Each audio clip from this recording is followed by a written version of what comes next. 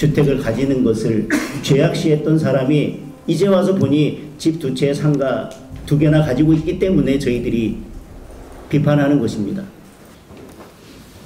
오늘 8분 청년의 말씀을 들으면서 우리 8명의 청년들도 너무나 잘 알고 있는 것을 왜 이재명 정부는 그 전문가들이 모여서 머리를 짜내는 게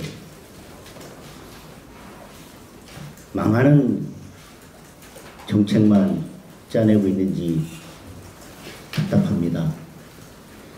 오늘 청년 여러분들께서 주신 말씀을 요약해보면 결국은 기회의 접근성을 붕괴했다. 투기 억제가 아니라 기회 억제다. 그래서 결국은 청년의 미래를 막는 정책이다. 첫 번째 결론인 것 같습니다. 두 번째는 이번 정책으로 불확실성만 높아졌다. 그리고 결국 신뢰가 붕괴됐다. 여러분, 어떤 정책을 냈을 때 불확실성이 증가한다면 그 정책은 절대 성공할 수가 없습니다. 그리고 정부 정책에 대해서 국민이 신뢰하지 않는다면 늘 정책은 반대 방향으로 효과를 내게 되어 있습니다. 정책 본연의 효과를 내려면 그 정책이 신뢰를 가질 때에만 가능한 겁니다. 근데 여기 계신 분들이 임무와 말씀하셨습니다. 불확실성만 높아졌고 정책에 대한, 정부에 대한 신뢰만 붕괴됐다.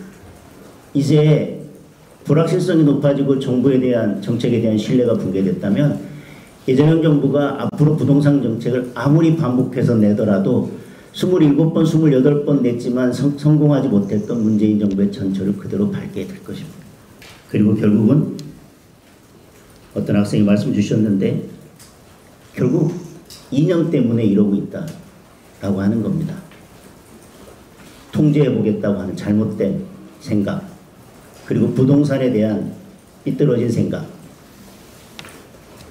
많은 분들이 말씀하셨지만 월세 살다가 전세로 가고 대출을 끼고 내 집을 마련하고 그 대출을 갚고 그러다가 아이가 자라면 좀 더 큰 집으로 가고 아이가 학교 갈 때쯤 되면 교육 환경이 더 좋은 집으로 옮겨가고 그리고 나면 이제 마지막으로 집을 마련하면서는 그 집을 마련하고 거기에서 살지만 나중에는 거기에서 어느 정도 투자 가치도 있는 집을 마련하고 싶다고 하는 것은 당연한 인간의 본성이고 그런 인간의 본성이 인류의 발전을 이끌어온 원동력인 것입니다. 그게 죄악이 아니라 원동력인 것입니다. 코스피는 5천을 만들어 줄 테니 주식에 투자하십시오라고 이야기하면서 왜 부동산을 가지려고 하는 그 마음은 전부 다 죄악시하는 것입니까?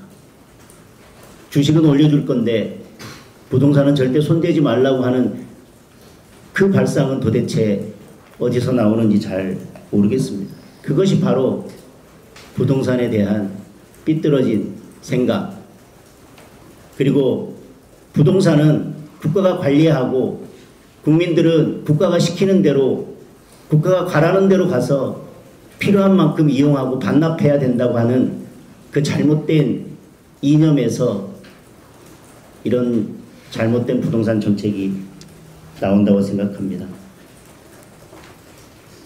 그래서 우리 주말에 학생이 저에게 어떤 대책이 있냐고 질문하셨는데 우리 몇몇 정책위장님이나 다른 의원님들께서 답을 주신 것 같고, 그럼 이걸 어떻게 막을지에 대한 답도 우리 박수영 부위원님께서 주신 것 같습니다.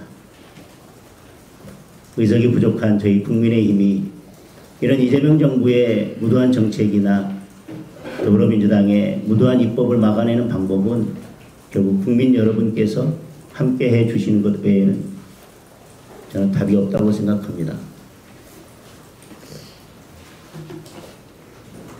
오늘 여러분과 함께 하면서 많은 것을 느낍니다. 우리 조정훈 의원님도 말씀하셨지만 우리 정치인들도 대단한 사람이 아닙니다. 그저 똑같은 욕망을 가지고 있는 한 사람입니다. 그렇기 때문에 저희들이 민주당 의원들의 갭 투자에 대해서 굳이 말하지 않았습니다. 그럴 수도 있으려니. 다만 그게 국민들 보기에 뭐 좋으냐 나쁘냐는 그 다음의 문제이고 그럴 수도 있으려니 했지만 본인들은 그렇게 하고 다른 국민들의 기회사대를 다 걷어차기 때문에 저희들이 비판하는 것입니다. 집 여러 채 가진 사람이 뭐 있을 수도 있지요. 그런데 본인이 시민단체에서 운동을 할 때는 헌법에 집 한 채만 가지도록 명문화해야 된다라고 이야기하고 주택을 가지는 것을 죄악시했던 사람이 이제 와서 보니 집 두 채 상가 두 개나 가지고 있기 때문에 저희들이 비판하는 것입니다.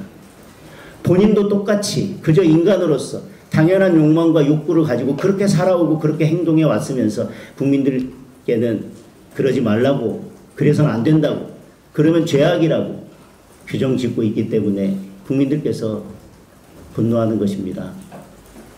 그런 잘못된 시각에서는 저는 절대 올바른 부동산 정책은 나올 수 없다고 생각합니다.